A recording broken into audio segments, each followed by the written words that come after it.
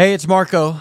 Today I'm going to be playing some clips from a conversation I had not that long ago with Wes McAdams of the Radically Christian Bible Study podcast about immigration. I was never going to upload those clips on my channel, but I'm from Los Angeles, as many of you know, and from an immigrant family, and it's a very near and dear issue to me and to my heart. And I want to today to just think about that, give attention to that, and hopefully provide some clarity, some hope, some comfort to anyone who may be even remotely interested in that. I'm seeing, if you don't know what's going on, I'm seeing videos and stuff of mothers being taken away from their families, ripped away from their families, children screaming, and people being deeply traumatized. I know, and I want to make this clear too, a lot of people may think, depending on where you get your news from, maybe that this is all just people who are like violent criminals or something like that. There are people who are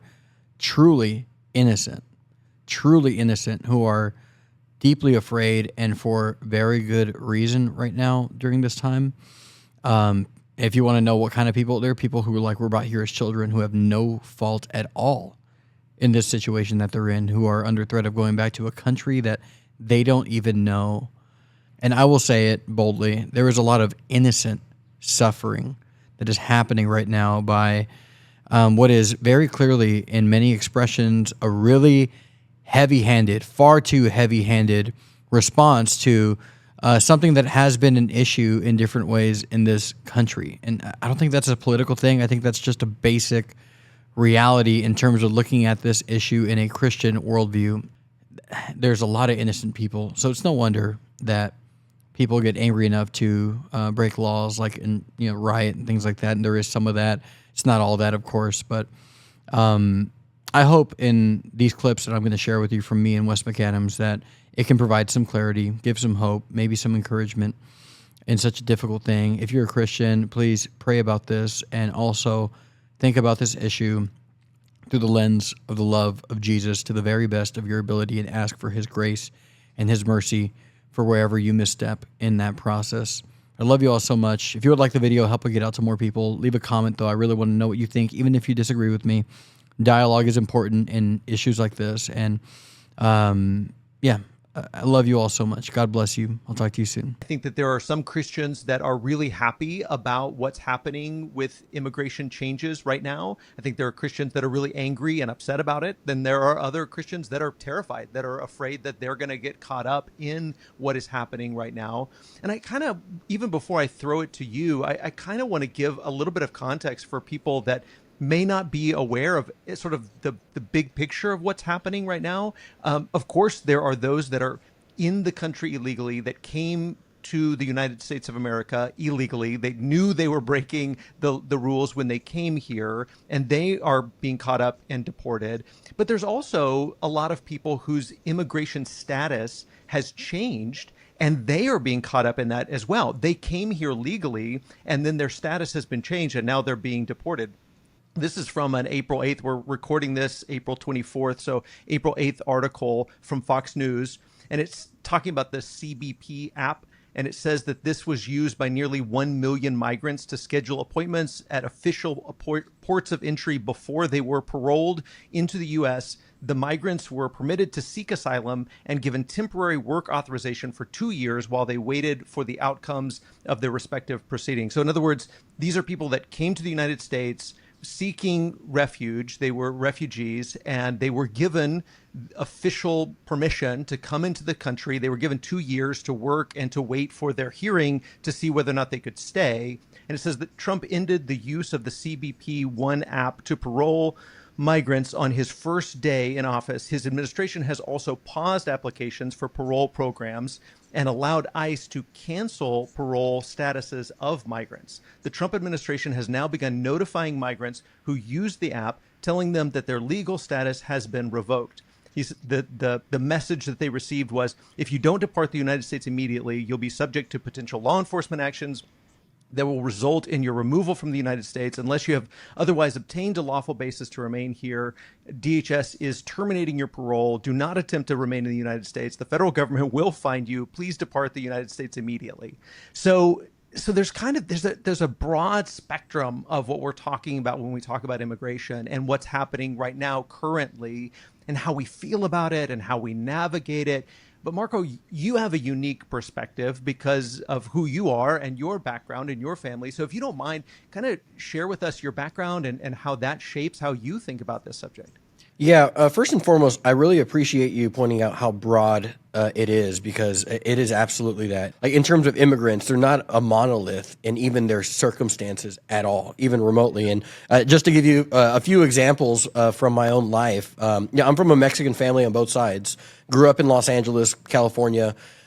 Immigrant families everywhere. My dad was the first member of our family born here. My grandmother was 6 months pregnant with my dad. She was 16. My grandfather was 18 or 19 or so when they came over from Mexico. Just two young people in love, seeking the American dream. They had a couple of family members that had already come over here and started businesses, and so they wanted to make a great life for their family. So they came over here, and so they did. They worked their way up. They got amnesty by Reagan in the 80s, my grandparents did, and they started a business, raised some kids, ended up becoming legal citizens, very close with my in-laws, and they're both immigrants, and they were brought here as children, and now are both citizens after money, hard work, lawyers, and stuff to accomplish that. And my father-in-law's family were escaping the brutal civil war in El Salvador.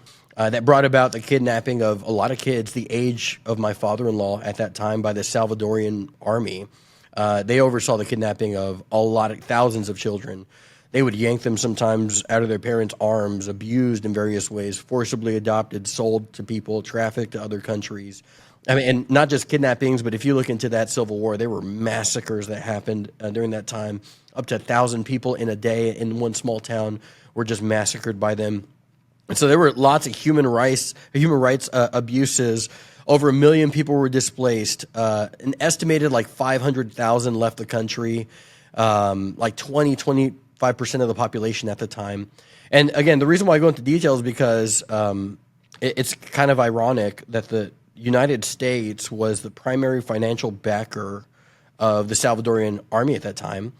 And that was where my father-in-law, where his dad and his brother, when they came over, they came to the United States, to that very country that was kind of holding the pocketbook for them. And it kind of brings up an interesting question of how ought a country to proceed policy-wise when a portion of their immigration problems are caused by them financing the atrocities that caused the people to leave in the first place. And so that part of it is very emotional for our family. I know a lot of guys who were brought over here when they were children from Mexico, and some of them don't even speak Spanish anymore. They don't even know anybody in Mexico. They don't have any family over there, and at different periods, and even now, some of them are under threat of having to go back.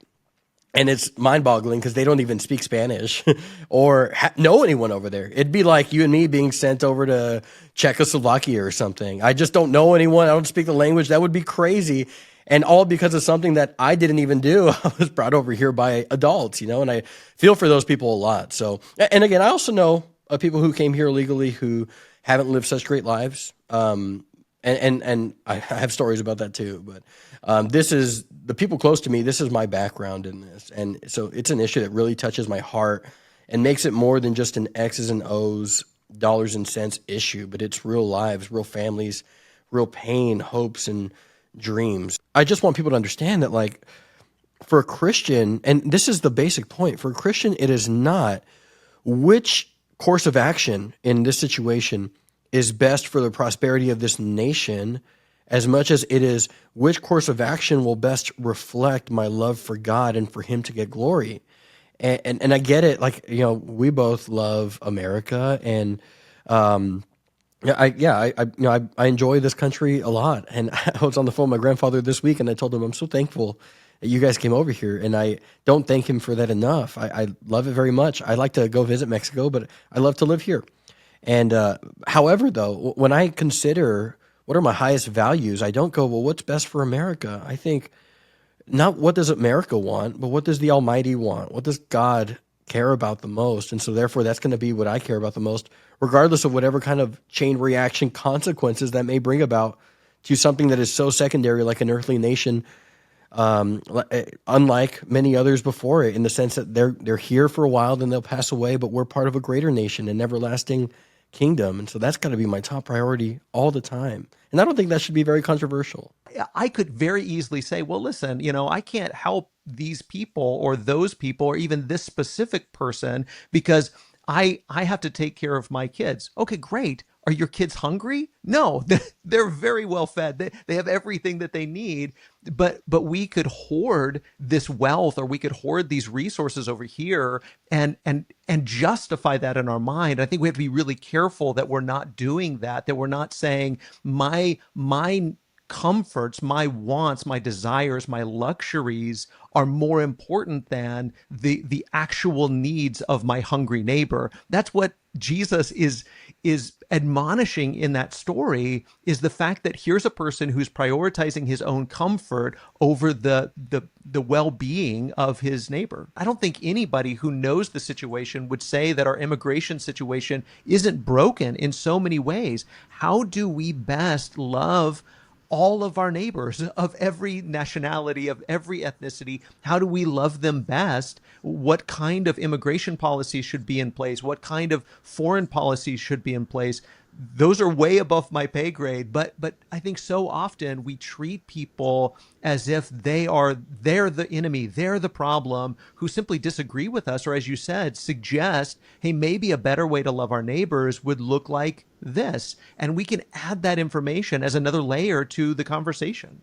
Yeah, God cares so much less about you fixing this broken system over your role in loving the people involved. That sometimes these conversations about ordo amoris, and we're talking about, I need to love my American neighbors more than my immigrant neighbors or whatever. And really the order of love is who's right in front of you. Like who is that person right in front of you? It might be your family. Great. Love your family. Absolutely. But it might be your Democrat neighbor. It might be your Republican neighbor. It might be your neighbor who is consisting on a steady diet of Fox News, or a neighbor that's consisting on a steady diet of CNN. Love them. Love them. Love your neighbor that's an American. Love your neighbor that's an immigrant. Treat people like human beings. Advocate that other people be treated like human beings, but have loving, civil conversations with the people in your life, whoever they may be, because God put them in your life. I was having a Bible study with a group yesterday, and we were talking about John chapter 8. And one of the things that always strikes me about the woman caught in adultery is that until the end of the story, no one talks to her. Everyone is talking about her. No one is talking to her until Jesus talks to her.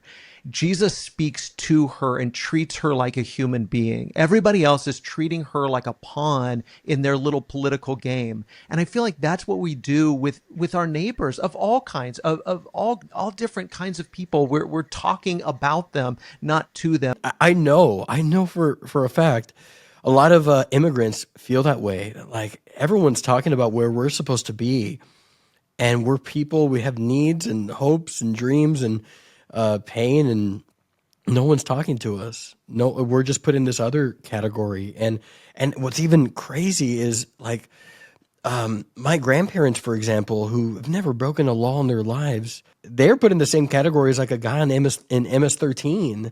They're talked about as the same kind of a group, and it's just so mind-boggling. What we should do is talk to them. I beg Christians to make sure that their expression of faith is not informed by politics, but it is informed by the heart of Jesus and his mission for the church. Or like you were saying, look at this in every issue through the lens of spiritual opportunity, not political problems or controversy, but what is the spiritual opportunity here? If you're a Christian, you've got to think that way. I get it. I get why J.D. Vance doesn't think that way. He can't, kind of in the nature of his job, think that way. He can't and be effective in his job, what he's trying to do. But what I can do is say, what is the spiritual opportunity? How does my role in this give glory to Jesus? What gives me the best opportunity to love my neighbor? I can put faces to the needs and the problems, the issues, the pain, the suffering.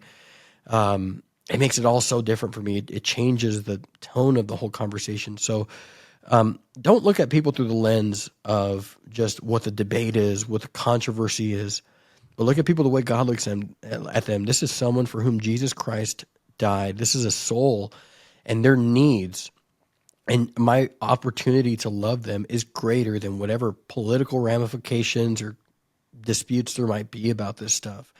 I hope that our perspective of each other is not informed by the news, but by the good news.